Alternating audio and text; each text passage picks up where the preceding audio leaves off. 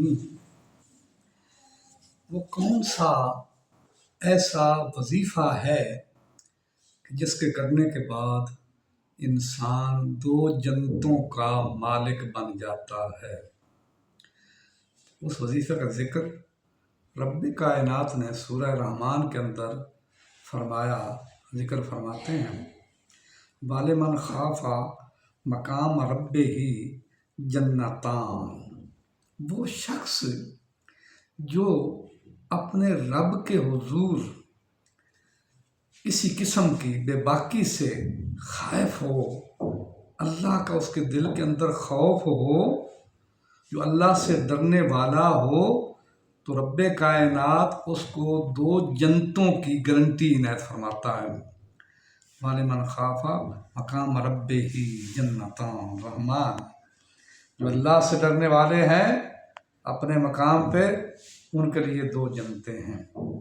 دوسرا سوال یہ ہے کہ وہ کون سا ایسا وظیفہ ہے جس کے کرنے کے بعد انسان کو اللہ رب العزت کی طرف سے جنت کی سند مل جاتی ہے، جنت کی حقیقی سند جو ہے مل جاتی ہے، اٹل فیصلہ جنت اس کے معاملے میں ہو جاتا ہے، وہ کون سا وظیفہ ہے؟ تو سورہ زخرف کے اندر اللہ تعالیٰ فرماتا ہے، وَالْآخِرَةُ عِنْدَ رَبِّكَ لِلْمُتَّقِينَ۔ آخرت جو ہے تمہارے رب کے پاس ان لوگوں کے لیے ہے جو اللہ سے ڈرنے والے ہیں۔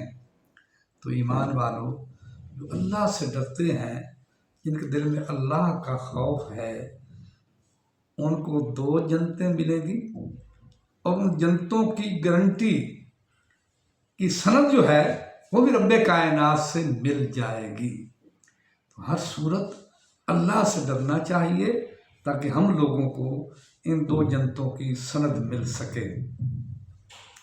اب سوال یہ ہے کہ کون سا ایسا عظیم وظیفہ ہے جو اللہ تعالیٰ کے پیارے حبیب، وہ محبوب کائنات، جو رب کائنات کی اوصاف کے، رب کائنات کی ذات کے اظہار کا سبب بنے، جن کی تخلیق کی وجہ سے رب کائنات نے اپنی ربوبیت کا اظہار کیا۔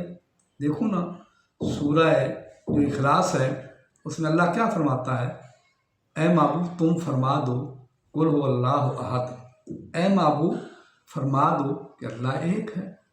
اللہ غائب تھا نا، کسی کو نہیں پتا تھا، کسی کو نہیں پتا تھا کہ اللہ ایک ہے، لیکن اللہ نے فرمایا محبوب تیرا وجود میری وحدانیت کے اظہار کا باعث ہے۔ اے محبوب تم ان لوگوں کو بتا دو میں ذات غیب جو واحد ہوں وہ ایک ہے۔ اس طرح اللہ الصمد، اللہ بے نیاز ہے، اللہ خود مختار ہے، یہ بھی اللہ کی صفت کا کسی کو نہیں پتا تھا، اس کے محبوب نے اس کا اظہار فرما دیا۔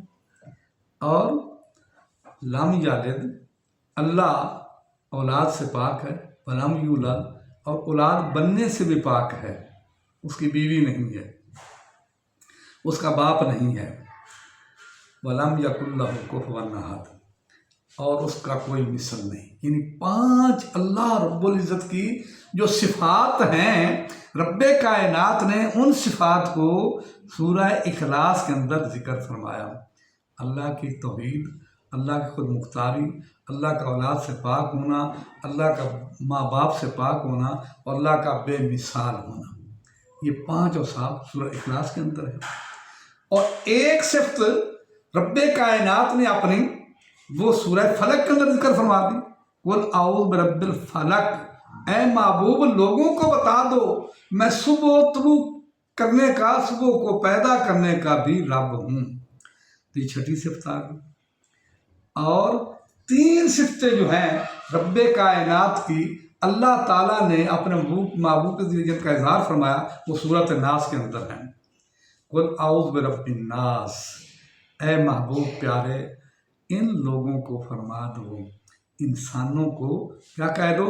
رب الناس، میں پناہ مانگتا ہوں انسانوں کے رب سے۔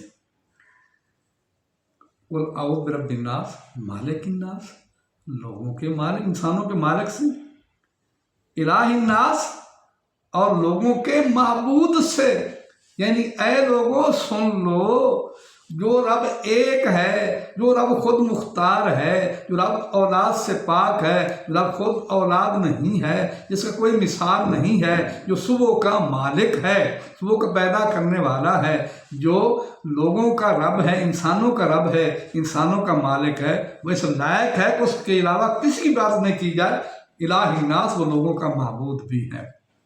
इसके सदके क्या हुआ, आप अल्लाह फरमाता है कि पनाह मांगा है महबूब, किससे?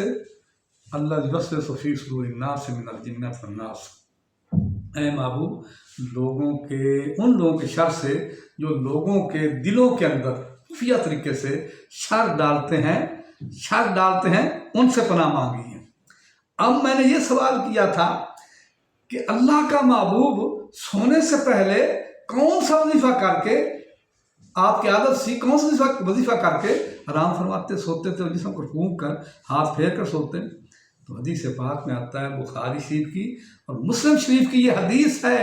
दुनिया वालों, अल्लाह का महबूब ये तीनों आखिरी कुल जो हैं, इनको पढ़ते दो मरतबा पढ़कर, 2 मरतबा हाथ फूंक कर पूरे जिसम जहाँ तक हाथ पहुँचते अब जिसम पर फेर कर आराम फरमाते थे।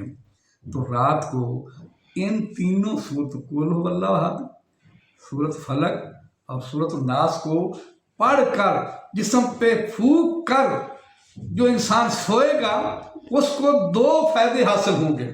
एक, अल्लाह के महबूब की सुन्नत को अदा करेगा, अल्लाह के महबूब की अदा को अदा करेगा, जिस अदा के सदके उसकी तमाम खताएं माफ़ हो जाएंगी। और दूसरे उसका फ़ायदा ये होगा कि जितनी बीमारी उसके जिस्म के अंदर होगी वो सारी की सारी उसकी बीमारियां दूर हो जाएंगी, उसका जिस्म हर किस्म के फसाद से महफूज रहेगा। और आखिरी मसला ये है कि इस तरीके फूंके मार कर गांठें बनाना, ये जादू जिसको लोग कहते हैं, कुरान की आयत पढ़कर फूंके मारना, गांठे बनाना, ये जायज़ है कि नहीं है? ये कुरान के हदीस के मुताबिक ये जायज़ है। कुरानी आयात को पढ़कर डोर फूंके मारकर उस तरीके से जादू का रफिया किया जा सकता है, ये करना जायज़ है और ये सुन्नत है। अल्लाह के हुजूर मेरी ये दुआ है, रब्बे कायनात हम सब को इस अमल की तौफीक इनायत फरमाए। और मेरी इस वीडियो को लाइक भी किया करो, सब्सक्राइब भी ज़रूर किया करो। ये बड़ी फ़ायदे की बात है, काम की बात है।